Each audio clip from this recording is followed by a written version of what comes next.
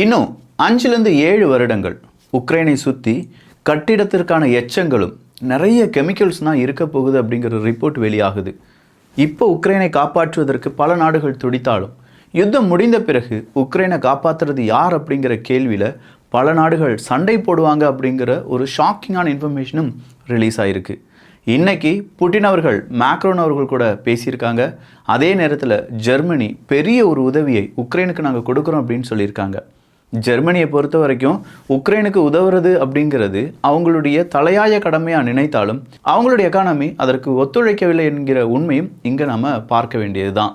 So Russia Ukraine போரில் Russia நடத்தின பெரும் தாக்குதல், அந்த தாக்குதலுக்கு பிறகு ஏகப்பட்ட இடங்களை இழந்து நிற்கிறது உக்ரைன். இதில் ஹங்கேரி போட்டிருக்கக்கூடிய ஒரு செக் பாயிண்ட், இப்படின்னு சொல்கிற பல விஷயங்களை தான் இந்த ஒரு பதிவு வழியாக பார்க்க போகிறோம். எல்லாத்தையும் பார்த்துடலாமா?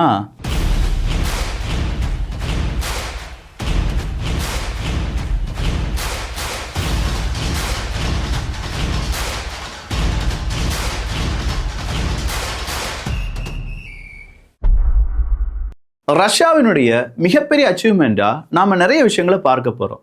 இதில் அமெரிக்கா மற்றும் உக்ரைனுடைய டீலும் சேர்ந்து ரொம்ப பெரிய அளவில் அடி வாங்க போகுது அப்படிங்கிறதையும் பார்க்கலாம். ஸோ இந்த மாதிரியான டாக்குமெண்ட் டீல் அப்படிலாம் சொல்லும்போது மிகப்பெரிய அளவில் இங்கே இம்பேக்டை ஏற்படுத்துறது இங்கிலீஷ் தான். இதே மாதிரி ஆங்கிலம் நம்முடைய வாழ்க்கையிலையும் ரொம்ப இம்பார்ட்டண்ட்டான ரோலை ப்ளே பண்ணுது. இங்கிலீஷை கான்ஃபிடென்ட்டாக பேசணும்னா சேலரி ஹைக்லேருந்து ஹை ப்ரொஃபைல் கிளைண்ட் டீல்ஸ் வர நமக்கு கிடைக்க வாய்ப்புகள் இருக்குது. இப்படிப்பட்ட இங்கிலீஷை ஸ்மார்ட்டாக ஈஸியாக தமிழ் வழி கற்றுக்கலாம் அப்படின்னு சொன்னால் நம்புவீங்களா? இப்போ பாருங்க. ஹாய், என்ன பண்றீங்க? ஆமா, இன்னைக்கு நீங்க ஏன் லேட்டு?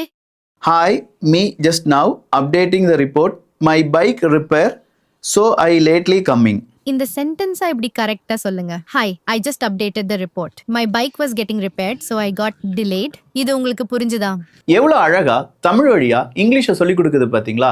இது மட்டும் இல்லாமல் இன்டர்வியூவாக இருக்கட்டும், கொலீக்ஸ் கூட பேசுகிறதா இருக்கட்டும், இப்படின்னு சொல்லி 1000க்கும் மேற்பட்ட basic to advance English speaking activities அப்படிங்கிறத ப்ரொவைட் பண்ணுறாங்க. இந்த மாதிரி ப்ராக்டிக்கலாக பேசி ஆங்கிலத்தில் நம்ம பயிற்சி எடுக்கும்போது ரொம்ப ஈஸியாக, ஃபாஸ்ட்டாக, அதே நேரத்தில் ரொம்ப எஃபெக்டிவாக நம்மளாலையும் இங்கிலீஷில் பேச முடியும். இது கூடவே இமெயில் இல்லை மெசேஜ் டிராஃப்டிங்கான ஃபியூச்சரும் கொடுத்துருக்காங்க. இதோ பாருங்களேன். ஃபேமிலி எமர்ஜென்சினால மேனேஜர்கிட்ட 2 நாள் லீவு கேட்டு ஒரு இமெயில் கூட. இதோ நீங்க கேட்ட ஃபேமிலி எமர்ஜென்சி லீவ்கான இமெயில். வேற ஏதாவது ஹெல்ப் வேணுமா? பாத்தீங்களா எவ்வளவு ஈஸியா இருக்குன்னு. இனி இந்த மாதிரி சின்ன சின்ன டாஸ்க்குக்கெல்லாம் உங்களுடைய டைமை நீங்க வேஸ்ட் பண்ண வேண்டாம். இந்த ஏஐ இங்கிலீஷ் கோர்ஸ்ல உங்களை கைட் பண்ண, உங்களுக்கு ஃபீட்பேக் கொடுக்க ஒரு பர்சனல் டீச்சரையும் உங்களுக்காக ப்ரொவைட் பண்ணுவாங்க என்பது குறிப்பிடத்தக்கது. இதுதான் சூப்பர்னோவா ஏஐ இங்கிலீஷ் கோர்ஸ். ஸ்மார்ட்டா தமிழ் வழியாகவே ஆங்கிலத்தை கற்றுக்கொள்வதற்கு இந்த சூப்பர்னோவா ஏஐ பெஸ்ட் பிளாட்ஃபார்மா இருக்கும். கண்டிப்பா ட்ரை பண்ணுங்க. டெஸ்கிரிப்ஷன்ல இதற்கான லிங்க் இருக்கு. இது வழியா ஜாயின் பண்ற முதல் 100 நபர்களுக்கு 70% டிஸ்கவுண்ட் கிடைக்க வாய்ப்புகளும் இருக்கு. ஸோ நீங்களும் இதுல ஜாயின் பண்ணி உங்களுடைய இங்கிலீஷை அடுத்த கட்டத்துக்கு கொண்டு போங்க.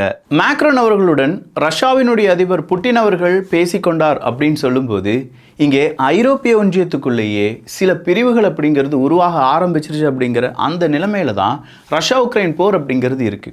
உக்ரைன் இழக்கக்கூடாத பகுதிகளை இழந்து விட்டார்கள் அப்படிங்கிற பல செய்திகளை கடந்த 2-3 தினங்களா எல்லா ஊடகங்களுமே சொல்றாங்க. அமெரிக்காவினுடைய ஊடகங்கள் ஒரு படிக்கு மேலே போய் அமெரிக்கா மற்றும் உக்ரைனுடைய டீலுக்கு இது பெரிய சிக்கலை ஏற்படுத்தும் அப்படின்னு சொல்ற செய்தியை வெளியிடுகிறார்கள். அமெரிக்கா உக்ரைனுக்கு இடையே என்ன டீல்? மினரல் டீல் தான், வேற என்ன? அப்படி மினரல் டீலுக்கு இப்போ ரஷ்யா மற்றும் மேக்ரோன் அவர்கள் பேசுறதுக்கும் என்ன சம்பந்தம்? வேற எதுவுமே இல்லைங்க. புட்டின் அவர்களை பொறுத்த வரைக்கும் உக்ரைனுடைய நிலப்பகுதியை எவ்வளவு தூரம் முடியுமோ அவ்வளவு தூரம் இழுத்துக்கிட்டே இருக்கார். எந்த அளவுக்கு அவங்களுடைய ஃப்ரண்ட்லைன் ட்ரூப்ஸை உள்ளே கொண்டு போக முடியுமோ அத்தனை ட்ரூப்ஸையும் முன்னிலைப்படுத்தி ரொம்ப ஃபாஸ்ட்டாக இடங்களை பிடித்து கொண்டிருக்கிறார். இந்த நேரத்தில் எல்லாருமே ரொம்ப ஷாக்கான ஒரு செய்தி எது அப்படின்னு பார்த்தீங்கன்னா, உக்ரைனில் மிக முக்கியமான ஒரு இடம் இருந்தது, லித்தியம் கிடைக்கிறதுக்கான ஒரு இடம். கிட்டத்தட்ட 100 ஏக்கருக்கு மேலே நிலப்பரப்பு கொண்ட ஒரு இடம். அது ஃபுல்லாகவே லித்தியம் தான். அப்படிப்பட்ட இடத்தை இப்போ யார் கையகப்படுத்திட்டாங்க அப்படின்னு கேட்டால் புட்டின் அவர்கள், ரஷ்யா. ஸோ லித்தியம் இவ்வளவு கையிருப்பு இருக்கக்கூடிய ஒரு இடத்தை ரொம்ப சிம்பிளாக உக்ரைன்கிட்டருந்து ரஷ்யா எடுத்துட்டாங்க அப்படின்னு சொல்கிறது யாரை ரொம்ப பெரிய அளவில் பாதிக்கும்? ஃபர்ஸ்ட் நாடு உக்ரைனை ரொம்ப பெரிய அளவில் பாதிக்கும். செகண்ட் நாடு அமெரிக்காவை ரொம்ப பெரிய அளவில் பாதிக்கும். 3வது நாடு வேறு யாரும் கிடையாது, இந்த உக்ரைனுக்கு இப்போ கடன் கொடுத்துட்டு இருக்காங்கல்ல, இத்தனை நாடுகளையும் பாதிக்கும். உக்ரைனுக்கு கடன் கொடுக்குறாங்க. இப்போ ஜெர்மனி சொல்கிறாங்க லாங் ரேஞ்ச் மிசைல்ஸுக்கான லாங் ரேஞ்ச் ட்ரோன்ஸுக்கான ஆயுத உதவியும் பண உதவியும் நாங்கள் செய்கிறோம் அப்படின்னு சொல்கிறாங்க. லாங் ரேஞ்ச் ட்ரோன்ஸ் அப்படின்னு சொல்லும்போது கிட்டத்தட்ட 50 கிலோகிராம் பேலோடு வர அதனால் தூக்கிட்டு வர முடியும். அந்த மாதிரி ஆர்டிஃபிஷியல் இன்டெலிஜென்ஸ் உள்ளடக்கிய ட்ரோன்ஸ் உங்களுக்கு நாங்கள் தர தயாராக இருக்கோம் அப்படிங்கிற ஒரு அறிவிப்பை கொடுத்துருக்காங்க.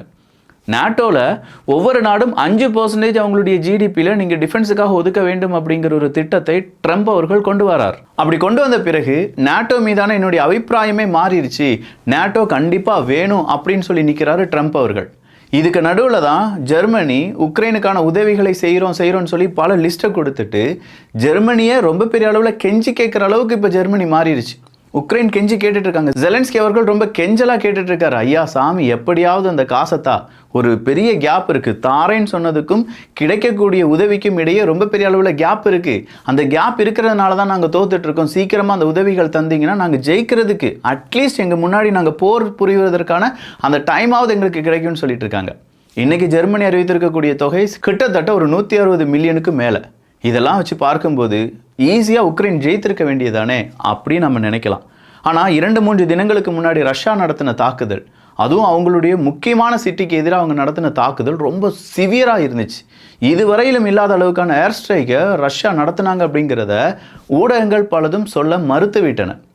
ஏன்னா என்னடா சின்னதாக ரஷ்யா அடிச்சிட்டு இருக்காங்க அப்படின்னு நினைச்சவங்களுக்கு மத்தியில் ஒரு பெரிய அட்டாக்கை யாருமே எதிர்பார்க்காத நேரம் ரஷ்யா செய்து முடித்து விட்டார்கள் அப்படிங்கிற தகவலை இப்போ நம்ம பார்க்க போகிறோம். 400 ட்ரோன்ஸ், 1 இல்லை 2 இல்லை 400 ட்ரோன்ஸை வச்சு இந்த தாக்குதல் நடத்தப்பட்டது.